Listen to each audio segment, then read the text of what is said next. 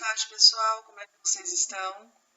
Bom, eu estou gravando esse vídeo hoje a pedido da professora Veridiana para a gente conversar um pouquinho sobre os cuidados com o estado emocional dos nossos filhos, né, das nossas crianças nesse momento de pandemia, né, de coronavírus.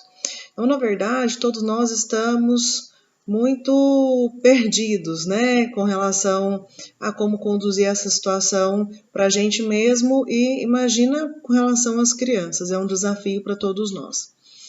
Mas, a princípio, o que a gente pode pensar, né? Bom, se a gente fosse colocar no lugar da criança, né, ou então nem necessariamente se colocar no lugar dela, mas se a gente for refletir sobre como que está sendo para nós passar por esse problema, a gente consegue entender um pouquinho como que está sendo para elas também. Não é muito diferente, né? Muda apenas o contexto, porque na verdade nós também estamos angustiados com o fato de não podermos trabalhar. Nós também não estamos sabendo muito bem o que fazer com o nosso tempo livre, né? Por mais que antes a gente sempre estava buscando, né? Querendo ter um tempo mais livre, querendo ter mais tempo para descansar, para fazer coisas que às vezes não dava tempo de fazer no dia a dia. Agora a gente não está conseguindo aproveitar porque a tensão, a ansiedade, a angústia acaba tomando mais conta do nosso tempo do que a produtividade. E, na verdade, a ideia não é continuar sendo produtiva a todo vapor, é a gente realmente desacelerar um pouco, mas procurar fazer coisas que vão tornar os nossos dias mais agradáveis, né? A gente precisa cuidar disso para que a nossa saúde mental esteja preservada ao final de toda essa pandemia. E a mesma coisa acontece com as crianças. As crianças também foram tiradas da rotina delas. Elas tinham rotinas de horário para acordar, tinha o horário da escola, tinha o horário das atividades extracurriculares, e tudo isso foi mudado, né? Tudo isso parou, tudo isso está acontecendo de uma forma muito diferente. As escolas estão se adaptando para oferecer as aulas online, né? Algumas escolas, as atividades extracurriculares também. Algumas estão se adaptando, utilizando ferramentas para continuar fornecendo esse serviço, mas outras não. Então, naturalmente, as crianças elas estão mais em casa, assim como nós. O que a gente precisa entender é que nós não estamos de férias, né? Então, naturalmente, a gente não pode passear, a gente não pode viajar, então estamos em casa. E estar em casa o tempo todo acaba fazendo com que o sentimento seja de tédio, às vezes, né? De não ter muita coisa para fazer, para nós e para eles. Então, se antes a gente queria ter um pouquinho mais de tempo para assistir um filme, para ler um livro, para dormir, né? Agora a gente está percebendo que isso está cansativo, né? A gente está entediante, então a gente está querendo fazer outras coisas e a criança é mais ou menos a mesma coisa. O que é o indicado nesse momento? A gente precisa tentar fazer com que a rotina da criança seja mais ou menos parecida com a rotina que ela tinha antes de começar essa quarentena. Então, hoje as escolas estão oferecendo as aulas online.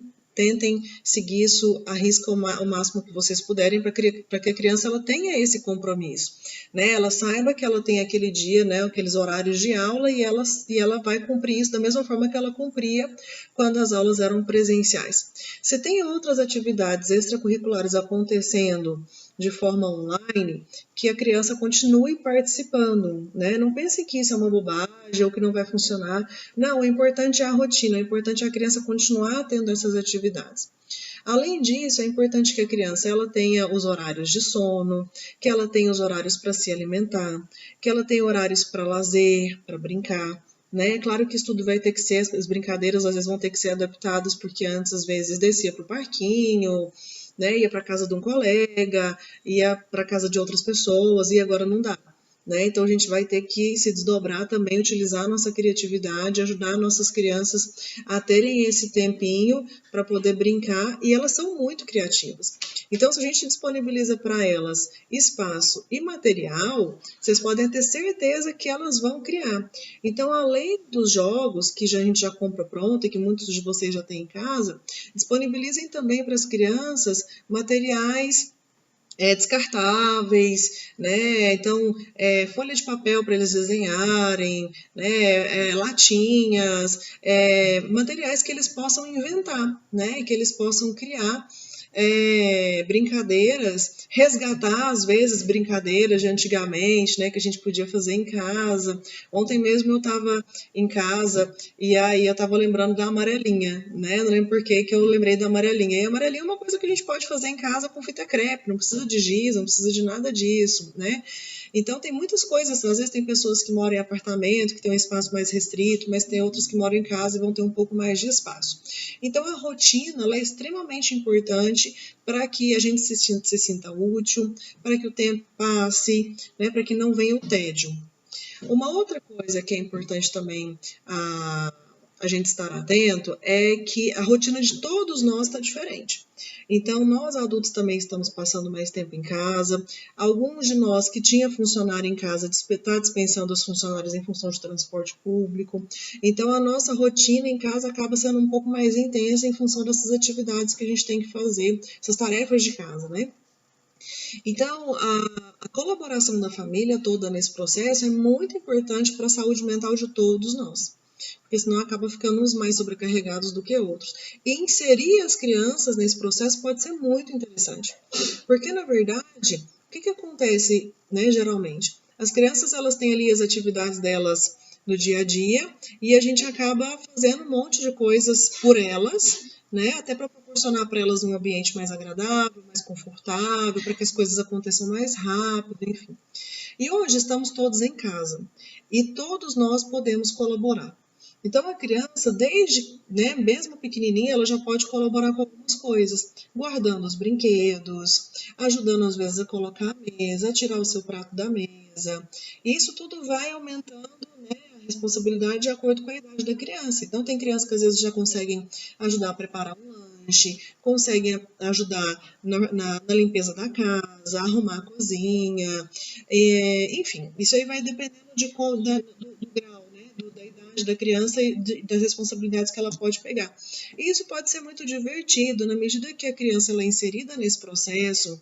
A gente não tem pressa, né? Não tem por que ter pressa agora, e ela percebe que ela está sendo útil para que a casa dela também fique mais aconchegante, para que fique mais organizada. Então, isso também vai ajudando ela a sair desse marasmo, né? Não ficar só apenas em frente à televisão, em frente à Netflix, em celular principalmente, tablet. Ah, Lili, então não pode deixar? Não, não é isso. É claro que às vezes ela vai ter os momentos ali de querer assistir o programa dela, assim como a gente gosta.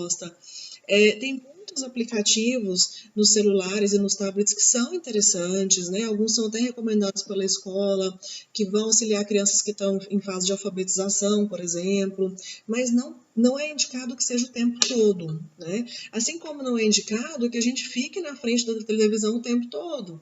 O que está nos angustiando mais nesse momento? É o bombardeio de notícias, de informações que a gente tem sobre o coronavírus. Algumas são verdadeiras, outras não, mas estar em contato com isso o tempo todo acaba fazendo com que a gente fique mais nervoso. A criança é a mesma coisa.